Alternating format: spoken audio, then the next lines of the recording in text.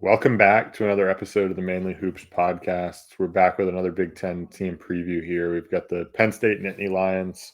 Before we do dive into their outlook for this upcoming season, if you have been enjoying our content, please go ahead and like and subscribe. We do appreciate all your support.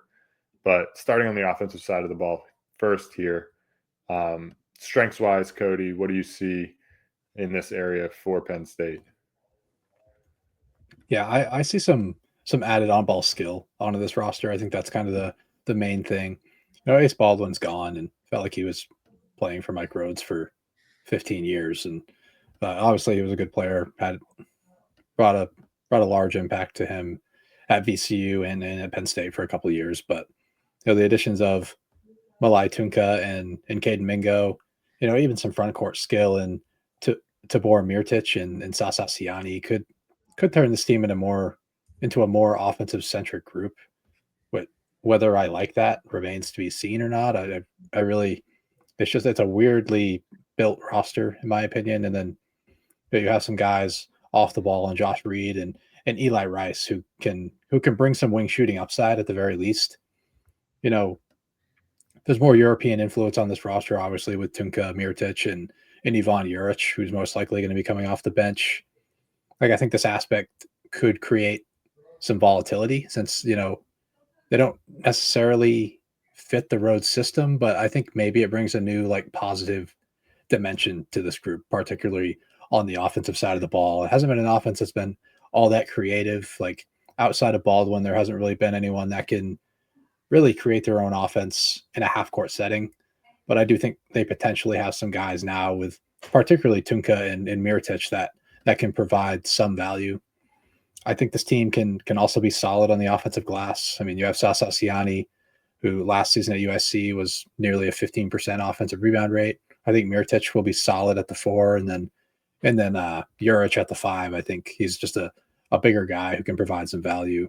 I don't think they're going to be elite in this area, but I mean, probably better than the 222nd offensive rebound rate that they had last year. And just one final note is I think guys like Caden Mingo and Freddie Dilion, who's coming back, I think provide. Well, I think they fit in a faster paced setting. Like obviously Dilion, who was here, like proved that he could fit in a faster paced setting, and I think Mingo is a guy that's really going to live in transition. So those guys at least fit the mold for a Rhodes offense.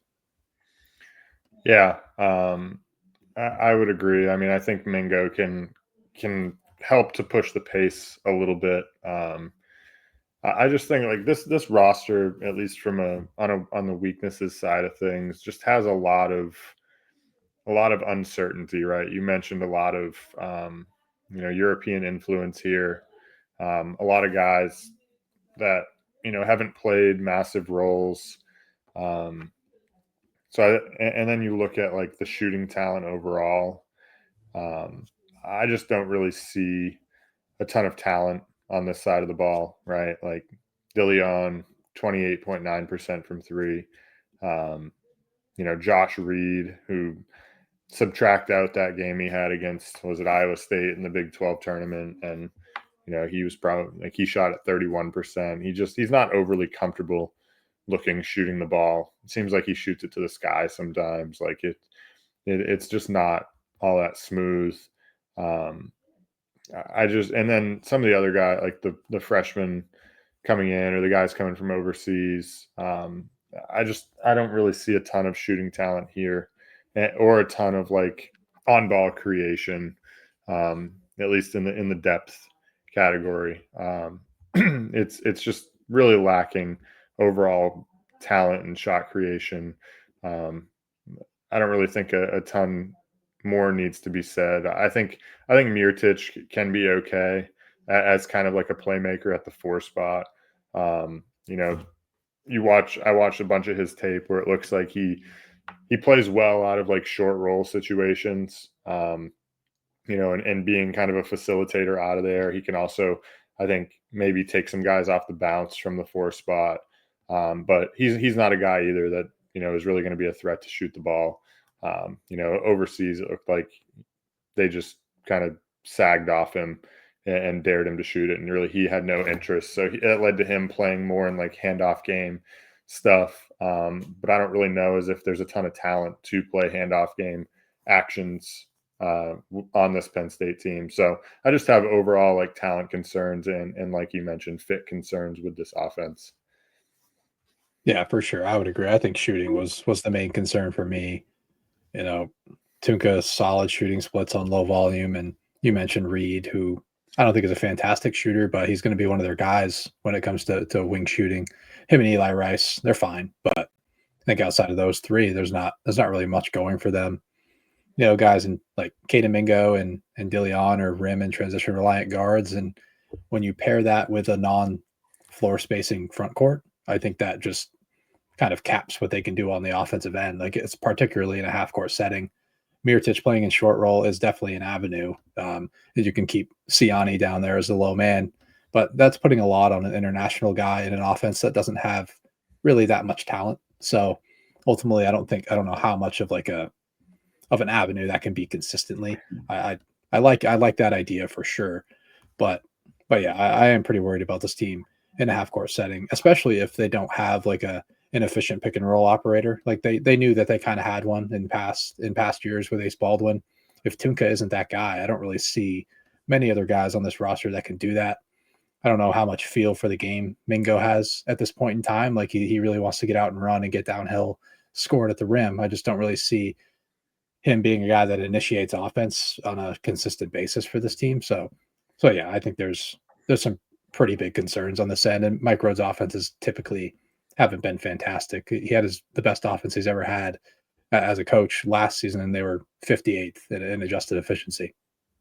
Yeah, no, for sure. Now shifting now to the defensive side, um, what do you see for strengths in this unit? Yeah, I mean, they'll force turnovers at a high clip. I think that's pretty standard for a Mike Rhoades defense. They've been what, top 55, or last year was their worst finish since 2019, and it was 52nd. Like his VCU defenses were just ridiculous. They were top 10 every year from 2019 to 2023. Like it's not that roster, but I do think the style of play is going to lead to them forcing some turnovers at a very high clip. And you know, you have some guys that fit the mold and Freddie Dillion and Mingo, like I mentioned, and a guy like Mason Blackwood, I think kind of profiles well in this area. You know, 6'7" wing. There's a 4-star here coming in. I think he'll provide some value as an on-ball defender as well, because I don't really think there's like a ton of depth in that area. As much as Reed and Rice bring to the table on the offensive end, I don't really see them being great defensive fits on this roster. So yeah, main strength is going to be, you know, pressure and forcing turnovers.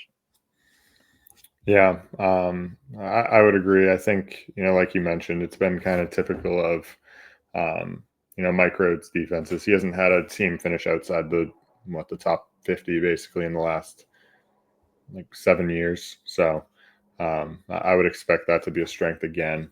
Um, as for weaknesses, I am concerned about the front court. The front court depth, the rim protection, I think is definitely lacking. Like you look at a guy like Sasa Siani, right? 2.8% block rate, not really a real threat on the defensive end, in my opinion. Um, and then other guys like Urich coming off the bench, most likely. I don't really know. He's a 7-footer, but I don't really know what he's going to provide in this area. I just think it's a big question mark. And with that, I also think the defensive rebounding could be a bit lacking. Like Sasa Siani's numbers on the surface look good, right? 29% defensive rebound rate last year. I just like he was playing, in the MVC.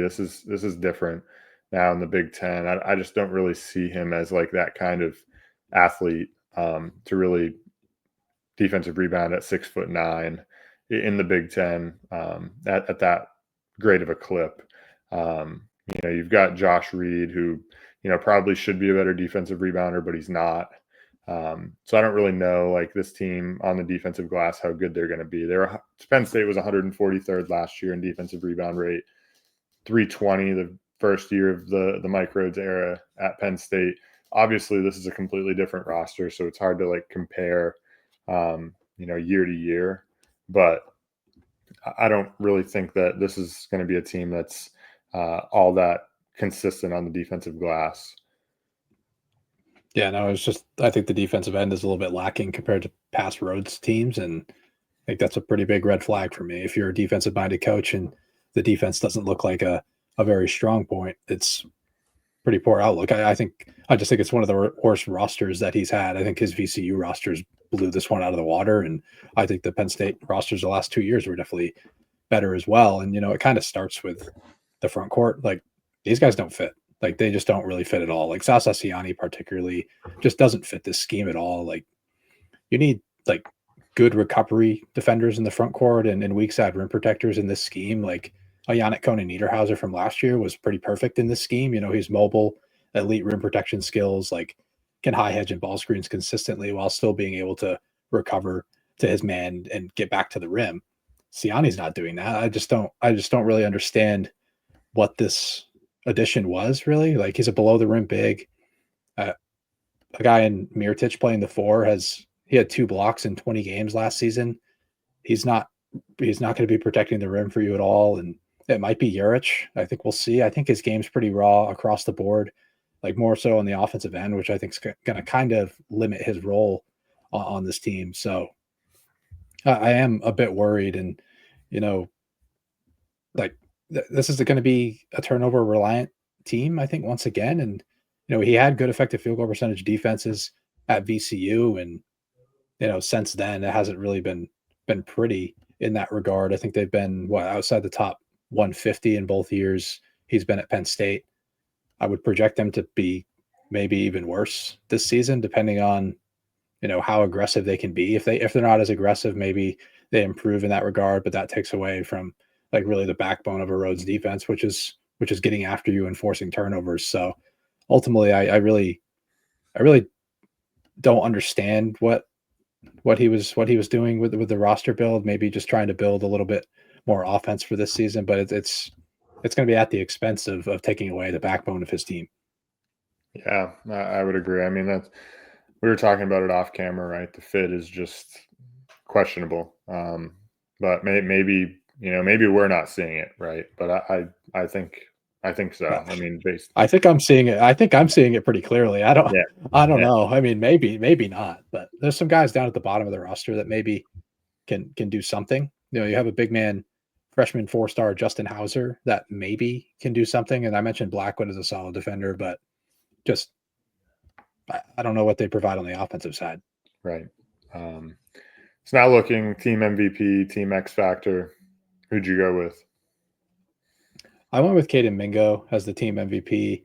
I think his ability to play in transition and get to the rim, and he has some creativeness, especially when he's playing in the open floor. I think makes him the best scheme fit, really, and really on both sides of the ball.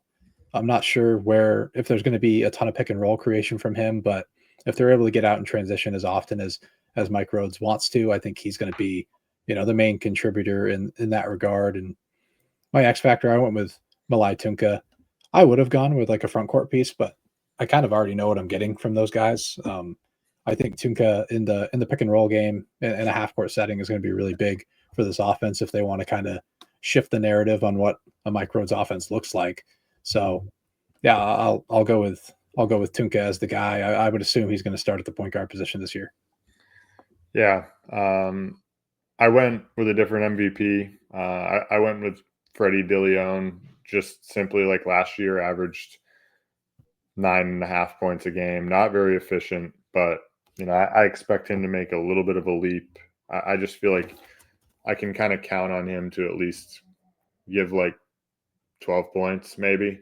I just like it. We've talked about the talent on this roster on the offensive end in particular isn't fantastic. He's not fantastic, but I think like he's going to have a chance to like lead them in scoring. He's at least probably the safest option to lead them in scoring. And then my X factor, I went with Caden Mingo. I think, like you mentioned, his ability to push the pace can ultimately maybe lead to him being the MVP of this team. But being a freshman, I just kind of think it's more up in the air. So I don't think he wasn't good enough for me to quite make the jump to MVP quite yet, but I could certainly see it. Yeah, that's fair. It's safer pick in Dillion. Makes sense. He's been in the system, had some success. He wasn't crazy success, but maybe he has to Yeah. play a little bit more on the ball. Yeah. So now ceiling and floor of this team, and then a bold prediction. What'd you go with? I had their ceiling as 13th in the league. I know Rhoades defenses are typically pretty solid. So like if I'm not seeing this clearly and the defense is pretty good, and they have a little bit more offensive upside in the past than past seasons with guys like Mirotic and Tunka, particularly. I think they can be pretty solid right away, particularly on the offensive end. So I could see them getting out of the bottom of the league, but ultimately their floor is at the bottom. I'm just pretty concerned about the construction as a whole.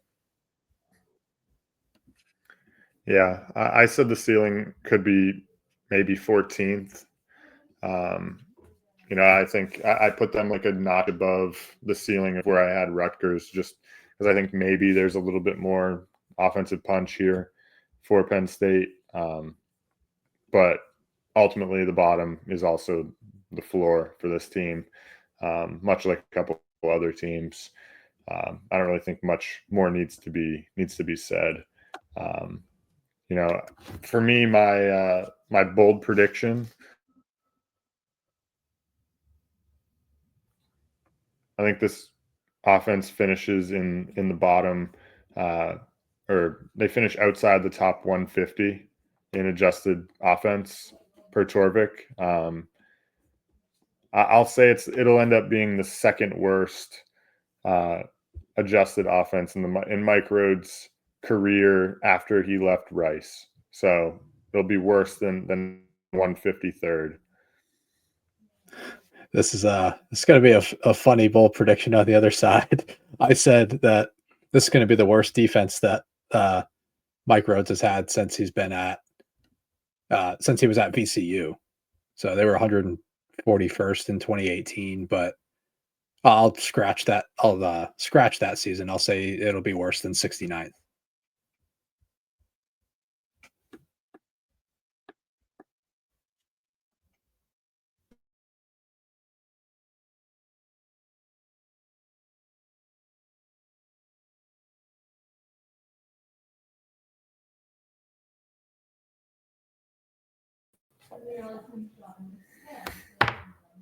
My internet just crashed, I guess. Can you hear me? Yeah. Where Well, I finished my statement, but I don't know when you started spinning. Okay, so I could just start over, I guess. Well, yours was fine. Like I heard What? you the whole time. I heard what you said about your bold prediction.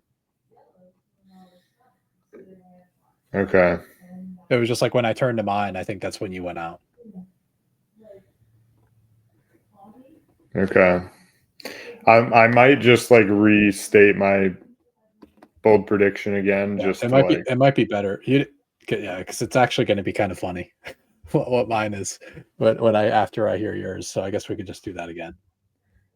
Should I start back at ceiling and floor again, just in case there? Because I was getting some like sketchy feedback. I mean, yours got like a little blurry, but I still heard everything. I'll just start again, just so it's easy. Did I go for editing? Did I go first? Yeah. All right, so we're good on that one. So you can just go with yours, and then back to your bold prediction. Yeah. Yeah, that's fine. For me, I went a little bit higher in terms of their ceiling than I did on Rutgers. I went 14th for their ceiling. I think there's maybe a little bit more offensive punch here, but ultimately, like I have concerns, of course, like we've talked about. And then on the defensive end, especially in the front court, there's certainly concerns, which ultimately could lead to them being, the bottom of the league, right? Which I think, like, according to Torvik, that's where they're slated to be. They're outside the top 100 right now in the preseason in Torvik, which leads me to my bold prediction. I think we get Mike Rhoades, second worst adjusted offense anyway, per Torvik since he left Rice. So that's outside of 153rd. We saw him finish 202 once at VCU, but I think they're going to finish outside that 153 mark. Yeah, my bold prediction is going to make this pretty hilarious, honestly. I said this is going to be Mike Rhoades' worst defense at Penn State. So it's not a great outlook on either side of the ball, apparently. Last year, they finished 69th in adjusted defensive efficiency and 67th the year before. I just think they finished outside the top 70. I think I like the offense like a fraction more than you do, but it's not going to be anything that changes my outlook on this team. Yeah, I just look at like what he's had, and like even I just don't really see it, right? Like I don't know. Like last year his first year at Penn State, they were 93rd, and like I think there was certainly more offensive talent than we have now. So, or at least more certainty. So we'll see. I mean, I don't think this team's going to really blow the doors off the Big Ten at all. So anyway, we'll wrap things up with the Nittany Lions, and we'll see you next time on the Mainly Hoops podcast.